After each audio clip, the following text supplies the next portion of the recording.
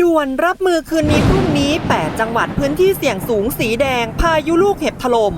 ลมตะวันตกพัดพายุฝนฟ้าคะนองก่อนอุณหภูมิลดอีกพยากรณ์อากาศกลับมาพบกันอีกครั้งกับช่องวาตภัยอุทกภัยพยากรณ์อากาศในช่วงเย็นพฤหัสบดีที่16กุมภาพันธ์ซึ่งในวันนี้แอดมินจะมาแจ้งเตือนพื้นที่ที่จะมีพายุฝนฟ้าคะนองลมกระโชกแรงและพายุลูกเห็บเข้ามาโดยจะเน้นบริเวณพื้นที่ภาคเหนือเป็นส่วนใหญ่นะครับส่วนพื้นที่ภาคตะวันออกเฉียงเหนือภาคกลางภาคตะวันออกกรุงเทพมหานครปริมณฑลบริเวณพื้นที่ฝนในวันนี้ลดลงแล้วนะครับและหลังจากนี้ฝนก็จะลดลงและจะไม่มีฝนแล้วนะครับตามลำดับจะถูกแทนที่ด้วยบริเวณความกดอากาศสูงหรือมวลอากาศเย็นที่ในขณะนี้ได้แผ่ลงมาปกคลุมประเทศไทยทางตอนบนรวมถึงทะเลจีนใต้จึงทำให้ในช่วงเช้ามีอากาศเย็นเข้ามาและเย็นถึงหนาวบริเวณพื้นที่ยอดดอยยอดภูภาคตะวันออกเฉียงเหนือและภาคเหนือนะครับ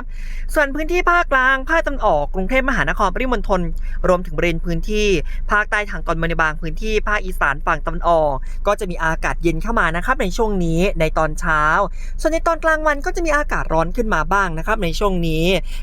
และนะครับบริเวณพื้นที่ที่จะมีฝนภาคเดียวนะครับที่ต้องเฝ้าระมัดระวังคือบริเวณพื้นที่ภาคเหนือนะครับซึ่งจะมีคลื่นกระแสลมฝ่ายตะวันตกในระดับบนที่จะพัดพาพายุฝนฟ้าคะนองและลมกระโชกแรงรวมถึงพายุลูกเห็บเข้ามาบริเวณพื้นที่ภาคเหนือที่จะได้รับผลกระทบก่อนนะครับในคืนนี้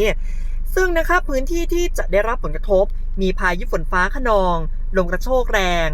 และอาจจะมีลูกเห็บตกบางพื้นที่สีแดงพื้นที่เสี่ยงสูงเฝ้าระมัดระวังนะครับในคืนนี้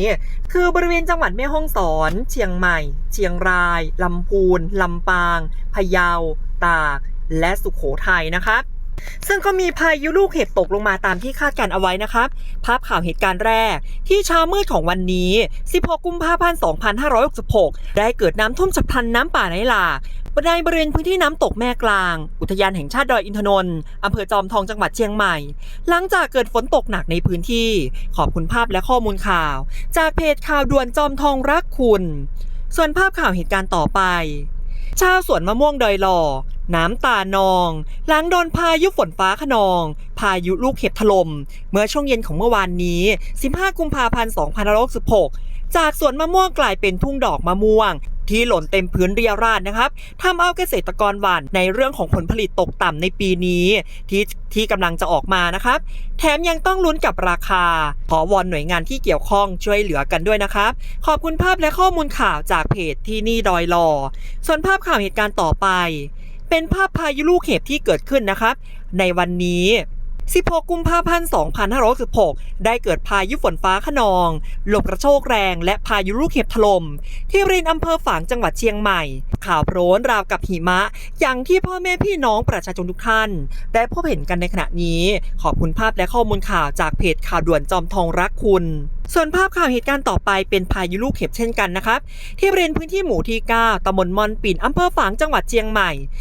15:30 นาทีสดๆร้อนๆที่ผ่านมานะครับ16กุมภาพันธ์2566ซึ่งภาพและคลิปก็อย่างที่พ่อแม่พี่น้องประชาชนทุกท่านได้พบเห็นกันในขณะนี้ขอบคุณภาพและข้อมูลข่าวที่ส่งเข้ามาจากทางบ้านนะครับนอกจากนั้นแล้วนะครับเมื่อวานนี้15กุมภาพันธ์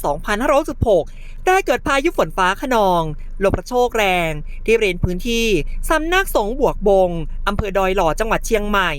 ซึ่งความเสียหายก็อย่างที่พ่อแม่พี่น้องประชาชนทุกท่านได้พบเห็นกันในขณะนี้ขอบคุณภาพและข้อมูลข่าวจากเพจข่าวด่วนจอมทองรักคุณภาพข่าวเหตุการณ์ต่อไปเป็นภาพพายุลูกเห็บเช่นกันนะครับฝนตกหนักลมกระโชกแรงพายุลูกเห็บที่บริเวณบ้านไร่บวกบงอำเภอดอยหล่อจังหวัดเชียงใหม่นะครับเมื่อคืนที่ผ่านมาซึ่งสร้างความเสียหายให้ในหลายพื้นที่นะครับอย่างที่พ่อแม่พี่น้องประชาชนทุกท่านได้พบเห็นกันในขณะนี้ขอบคุณภาพและข้อมูลข่าวจากข่าวด่วนจอมทองรักคุณก็ตามที่แอดมินได้คาดการเอาไว้นะครับว่าจะมีพายุฝนฟ้าคะนองพายุลมกระโชกแรงและพายุลูกเห็บเข้ามาในบางพื้นที่ซึ่งสอดคล้องกับประกาศแจ้งเตือนของกรมอุตุนิยมวิทยานะครับล่าสุดได้ออกมาประกาศแจ้งเตือนเมื่อช่วงเย็นที่ผ่านมานะครับเป็นฉบับที่10แจ้งเตือนในเรื่องของสภาพอากาศที่แปรปรวนพายุฝนฟ้าคะนองพายุลมกระโชกแรงและพายุลูกเห็บที่จะเกิดขึ้นในบางพื้นที่จากคลื่นกระแสลมฝ่ายตะวันตก ที่พัดนำทำให้เกิดพายุฝนฟ้าคะนองลมกระโชกแรงและพายุลูกเห็บในบางพื้นที่นะครับและอาจจะมีฟ้าร้องฟ้าผ่าได้ในบางพื้นที่หลังจากนั้นอุณหภูมิก็จะลดลงประมาณ 2-4 องศาดังนั้นนะครับขอให้พ่อแม่พี่น้องประชาชนระวังลมกระโชกแรงระวังพายุลูกเห็บระวังฟ้าผ่าหลีกเลี่ยงการอยู่ในพื้นที่โล่งแจ้งใต้ต้นไม้ใหญ่ป้ายโฆษณาและสิ่งปลูกสร้างที่ไม่แข็งแรงเตรียมการป้องกันระวังความเสียหายที่จะเกิดต่อพืชผลทางการเกษตรในคืนนี้ต้องเฝ้าระวังกันต่อนะคะบริเวณพื้นที่แม่ฮ่องสอนเชียงใหม่เชียงรายลำพูนลำปางพะเยาสุโขทัยและตากส่วนวันพรุ่งนี้ 17 กุมภาพันธ์ต้องเฝ้าระวังเป็นพิเศษนะครับพื้นที่พายุฝนฟ้าคะนองลมกระโชกแรงและลูกเห็บตกจะเพิ่มมากขึ้นกว่าเดิมนะครับในบริเวณจังหวัดแม่ฮ่องสอนเชียงใหม่เชียงรายลำพูนลำปางพะเยาน่านแพร่อุตรดิตถ์ตากสุโขทัยกำแพงเพชรและเพชรบูรณ์และจะมีลมตะวันออกและลมตะวันออกเฉียงใต้พัดเข้ามาปกคลุมพื้นที่ทะเลนะครับทะเลอันดามันอ่าวไทยและภาคใต้จะมีกำลังแรงขึ้นคลื่นสูง 2-3 เมตรบริเวณที่มีฝนคลื่นสูงมากกว่า 3 เมตรขอให้ระวังในการเดินเรือในช่วงนี้นะครับเราไปดูพื้นที่ภาคเหนือกันแล้วนะครับเราจะมาดูพื้นที่ภาคตะวันออกเฉียงเหนือกันต่อนะครับส่วนพื้นที่ภาคตะวันออกเฉียงเหนือนะครับจะมีอากาศเย็นจนถึงหนาวในตอนเช้าและจะมีลมกระโชกแรงเข้ามาและอุณหภูมิจะลดลงอีกนะครับ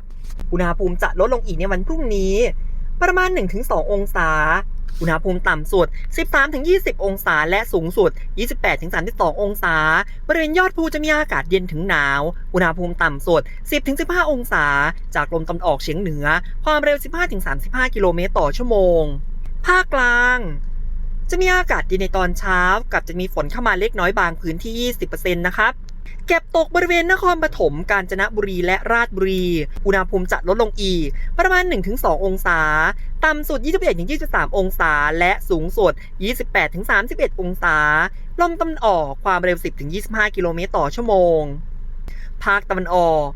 จะมีอากาศเย็นในตอนเช้าจะมีฝนเล็กน้อยบางพื้นที่อุณหภูมิจะลดลงอีกประมาณ 1-2 องศาต่ำสุด 21-24 องศาและสูงสุด 29-32 องศาจากลมตะวันออกความเร็ว 15-35 กิโลเมตรต่อชั่วโมงทะเลคลื่นสูง 1-2 เมตรบริเวณที่มีฝนคลื่นสูงประมาณ 2 เมตรกรุงเทพมหานครปริมณฑลจะมีอากาศเย็นในตอนเช้าและอาจจะมีฝนหลงเหลือตกค้างบางพื้นที่นะครับอุณหภูมิจะลดลงอีกประมาณ 1-2 องศาในวันพรุ่งนี้เช้าต่ำสุด 22-24 องศาและสูงสุด 28-31 องศาลมตะวันออกความเร็ว 10-20 กิโลเมตรต่อชั่วโมงส่วนพื้นที่ภาคใต้ในวันนี้จะมีฝนเข้ามานะครับฝั่งตะวันออกจะมีฝน 40% ของพื้นที่ส่วนมากเน้นเพชรบุรีประจวบคีรีขันธ์ชุมพรสุราษฎร์ธานีและนครศรีธรรมราชอุณหภูมิต่ำสุด 21-25 องศาและสูงสุด 29-33 องศาสุราษฎร์ธานีขึ้นมาลมตะวันออกความเร็ว 15-35 กิโลเมตรต่อชั่วโมงทะเลคลื่นสูง 1-2 เมตรบริเวณที่มีฝนคลื่นสูงมากกว่า 2 เมตรนครศรีธรรมราชลงไปลมตะวันออกความเร็ว 20-40 กิโลเมตรต่อชั่วโมงทะเลคลื่นสูง 2-3 เมตรบริเวณที่มีฝนคลื่นสูงมากกว่า 3 เมตรส่วนฝั่งตะวันตกฝนฟ้าคะนอง 20% ของพื้นที่ส่วนมากเน้นระนองพังงาภูเก็ตและกระบี่อุณหภูมิต่ำสุด 23-25 องศาและสูงสุด 33-35 องศา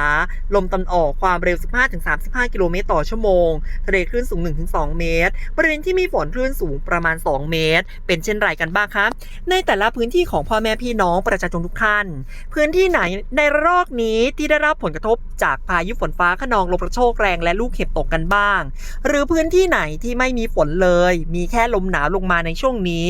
อากาศเย็นลงแล้วอย่าลืมดูแลรักษาสุขภาพกันด้วยนะครับสุดท้ายนี้แอดมินขอทุกท่านมีความสุขภาพแข็งแรงทุกท่านนะครับหากเห็นว่าคลิปนี้มีประโยชน์อย่าลืมกดติดตามอย่าลืมกดแชร์ข้อมูลข่าวสารเพื่อให้รับทราบข้อมูลข่าวสารโดยทั่วกันนะครับขอบคุณและสวัสดีครับขอให้ทุกท่านกดติดตามและอย่าลืมกดสั่นกระดิ่งเลือกทั้งหมดกดไลค์กด Subscribe กดแชร์ให้ด้วยนะครับเพื่อเป็นกำลังใจในการทำคลิปต่อไปขอบคุณครับ